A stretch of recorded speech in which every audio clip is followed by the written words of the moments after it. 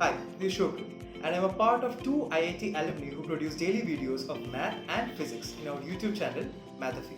Let's get started with our JEE problems. So today we are going to start a new lesson, complex numbers. The first problem is a pretty simple problem. We have root under x plus iy equal to plus minus of a plus ib. That is, the square root of a complex number is equal to another complex number. Both positive and negative are possible, as you know, for the square root. You have to find root under of minus x minus iy. So we'll start from the problem given, that is root under x plus iy is equal to plus minus of a plus ib.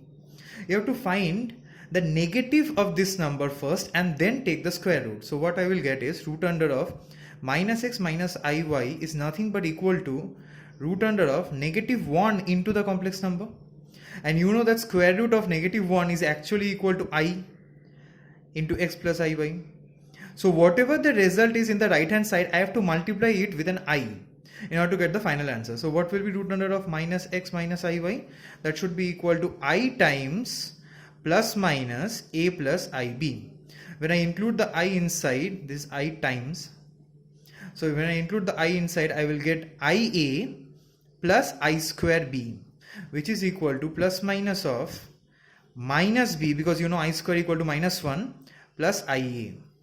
So what option will be correct? We have a negative b in the real and positive a in the imaginary.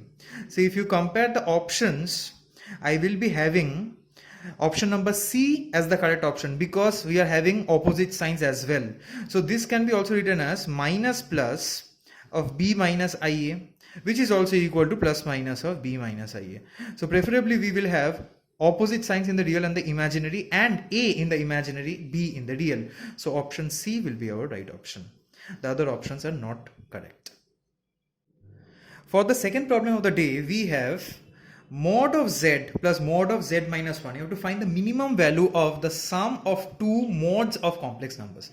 Now, mod of z does not mean that I am choosing the positive sign. Mod of a complex number simply means that this is equal to root under of a square plus b square. That is, in other terms, it can be also considered to be the amplitude of the complex number. If z equal to a plus ib, then mod will give me root under a square plus b square. Now there is a very particular property that mod of the complex number is actually equal to mod of negative of the complex number.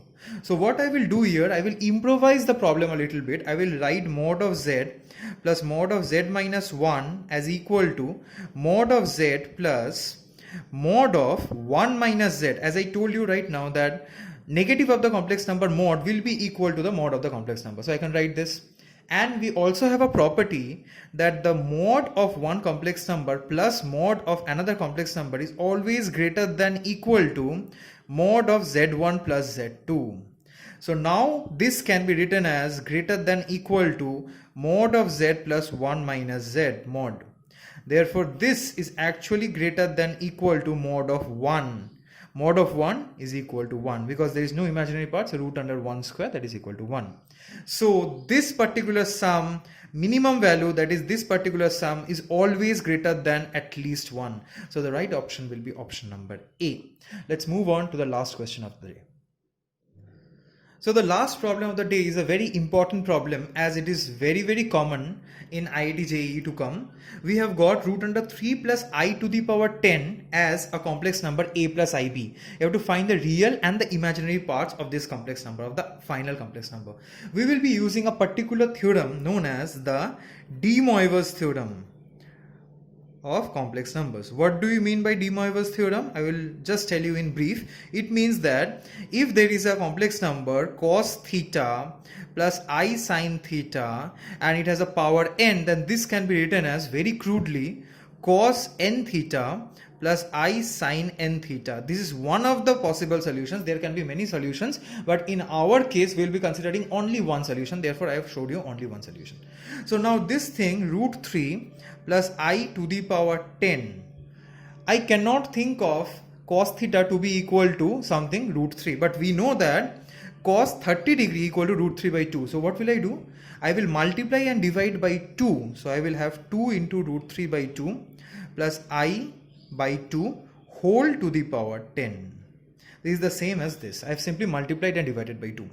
So this is equal to 2 to the power 10 into root 3 by 2. What is root 3 by 2 in terms of cos? We know that that is equal to cos pi by 6 cos 30 plus I sin pi by 6 half is sin 30 whole to the power 10.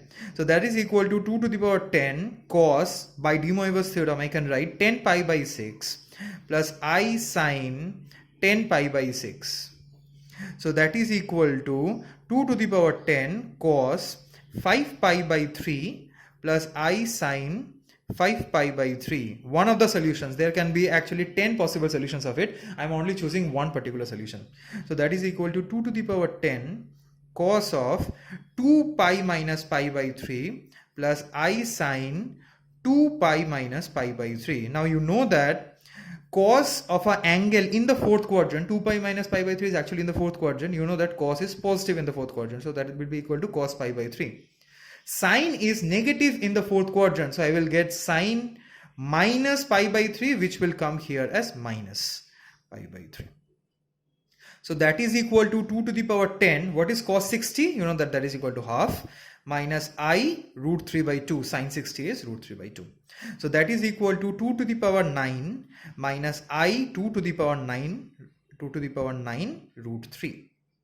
So the real part, which is equal to A, is actually equal to 2 to the power 9, which is equal to 512, and the imaginary part, which is equal to B, is actually equal to minus 2 to the power 9 into root 3, which is equal to minus 512 root 3.